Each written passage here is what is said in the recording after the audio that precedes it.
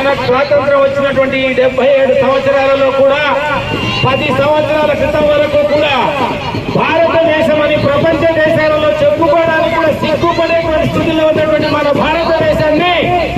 ఒక సమున్నతమైనటువంటి శిఖరాగ్రానికి చేర్చినటువంటి మన భారత ప్రభుత్వానికి ఈ సందర్భంగా నా హృదయపూర్వకమైనటువంటి కృతజ్ఞతలు తెలియజేసుకుంటున్నా. ఒకప్పుడు మన భారతదేశంలో బయట దేశాలలో కాదు 10 సంవత్సరాల క్రితం వరకు కూడా మన భారతదేశంలో వందే మాతరం అనాలన్నా కూడా భయపడాల్సినటువంటి మన 3 రంగుల పతాకాన్ని ఎగురవేయడానికి కూడా బెదిరిపోయేటువంటి స్థితిలో ఉన్నటువంటి మనం ఈ రోజు ప్రపంచ స్థాయిలోనే అత్యుత్తమమైనటువంటి స్థాయికి ఎదగడానికి కారణం మన ప్రధానమంత్రి మోదీ గారు. వారికి కూడా ఈ 77వ స్వాతంత్ర దినోత్సవ సందర్భంగా నా హృదయపూర్వకమైనటువంటి కృతజ్ఞతలు తెలియజేస్తూ ఇంకొక చిన్న విషయం, భారతదేశంలో